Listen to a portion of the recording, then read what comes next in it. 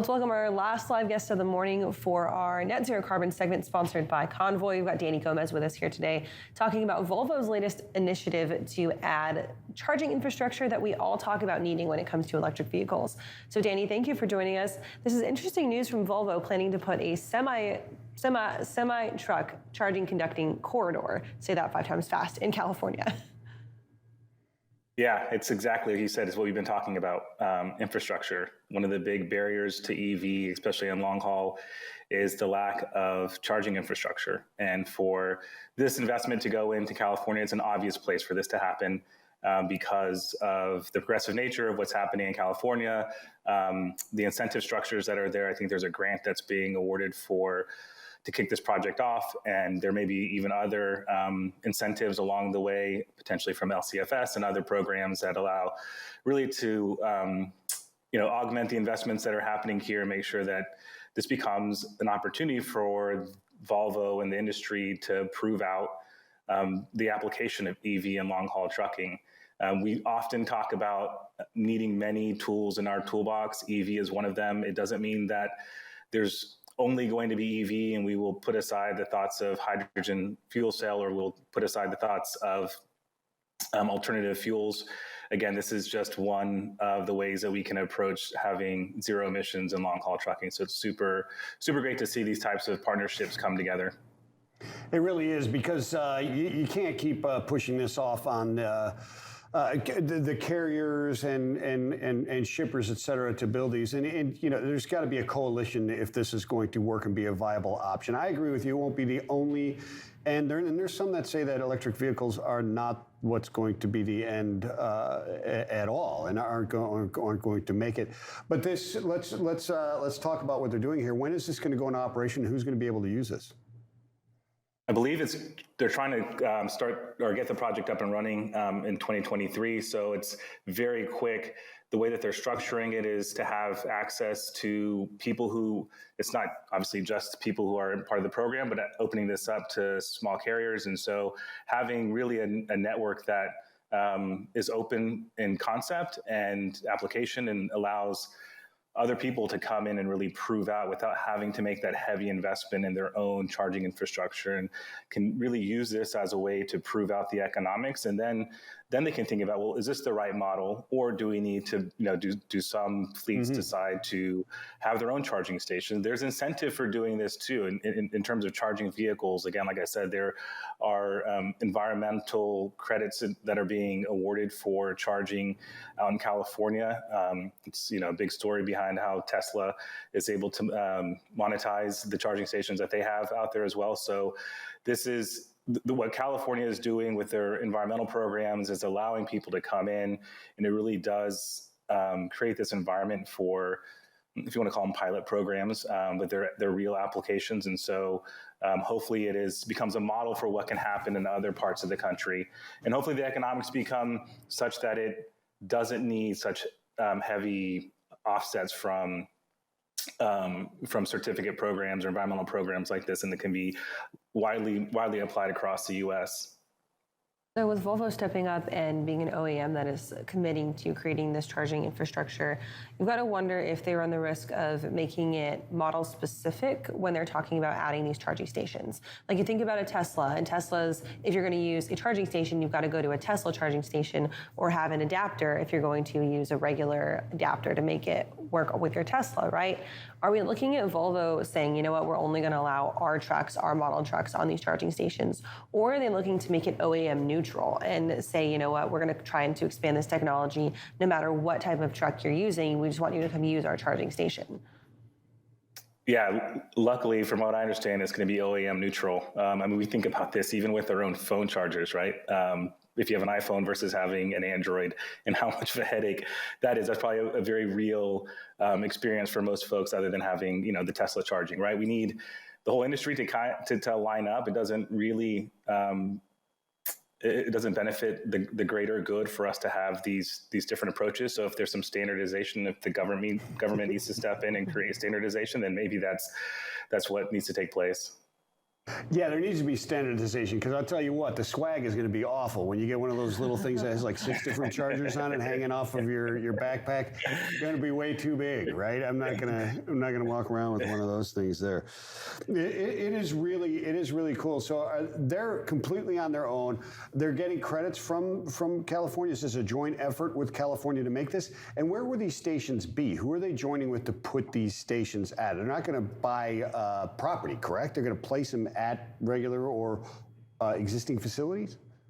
Yeah, I'm looking at the map now. So it's facilities so there's a partnership between Volvo's partnering with Shell Recharging Solutions, formerly Green Slots, TEC Equipment, Affinity Truck Center, Western Truck Center develop these publicly accessible medium heavy duty electric vehicle charging networks. And so it's being put at the most important port cities, industrial centers. And so that if you look at the map, and for those who are listening can Google this and see really the map of where they're looking to put these things all up and down California. And so from a mileage perspective, it obviously makes sense how they've spaced them out, and then where they've put the concentration in and around LA and San Francisco.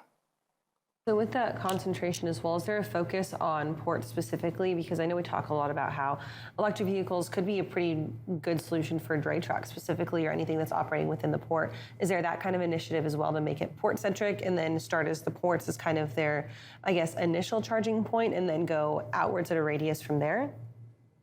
Yeah, if you look at the map, obviously there's some concentration around LA and San Francisco, and then steady spacing of the charging stations between those two locations. So you definitely can think of it like they're trying to create this lane specific approach. But to your point, in terms of drayage and what's happening in and around the ports, there's a lot of focus on having that drayage component has very good characteristics for EV. And then also, within California, there's a lot of regulation around what's happening at distribution centers and what the owners of those facilities and what they're responsible from an emissions perspective. So there's so much to sift through from a rules and regulations perspective as it pertains to California emissions. We could probably spend a whole week covering that. Yeah. But I think the cliff notes is that they're really aggressive, and they're going to be really the model for the rest of the country as we look to see what's scalable. So, Danny, we know that California is notorious for being the land of traffic, specifically around the Los Angeles area. If you get out at the wrong time of day, you are going to sit in traffic on basically any interstate, any highway there for hours and hours and hours.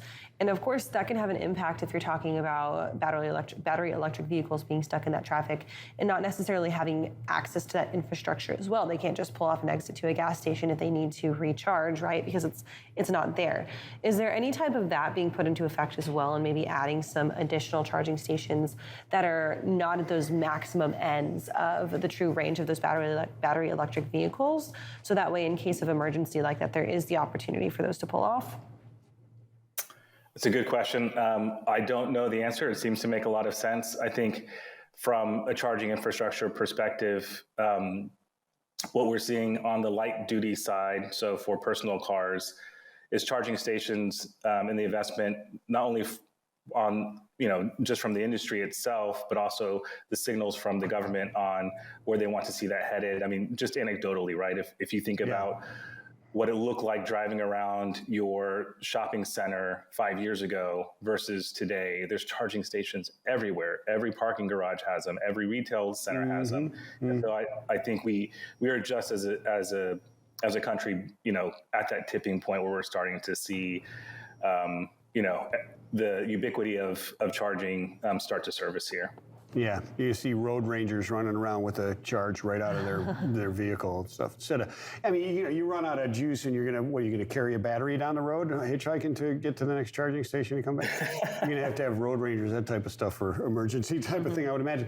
But where they're placing these, right? So they want to prove this out and have this work, right? So they've got to be working with specific customers and specific lanes that are going to have some sort of density of electric vehicles on them. Are they working with partners to make sure that they're their vehicles are being tested through these, or at least some sort of vehicles are being tested through these. You don't want to just throw up a parking station or a charging station, I'm sorry, and then have like 2 or 3 trucks a month going through it, right? Yeah, I mean, the article indicates that it's a Starbucks partnership. So let's assume that there's a ton of coffee being produced out of the San Francisco area. Yeah. And a bunch of people drinking it in LA is the way I think about it. But people are drinking coffee everywhere. But I think that's an interesting mental thought. Yeah, it is, but it makes perfect sense, right? Because I mean, putting them up, and 1 or 2 people hitting them is not going to make this thing good, right? They're not. I mean, they're not a charitable organization. They're trying to prove out a model and eventually make money off of it and move us forward with new technology. But there are shareholders to consider, correct?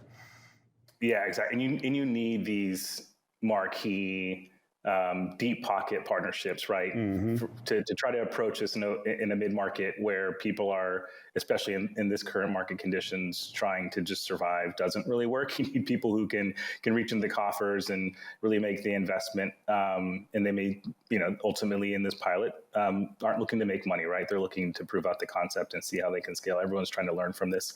We see this in oil and gas too, when, Baker Hughes teams up with somebody to try to figure out new drilling technologies, right? This is very much like that, where we're proving out the concept. And so for these key people to be involved gives it the wherewithal to see it to the end. All right, Danny, it's going to be interesting to watch for sure. Thank you for joining us for this morning's segment. We will catch up with you again later on this week on Net Zero Carbon on Friday afternoon. Thank you.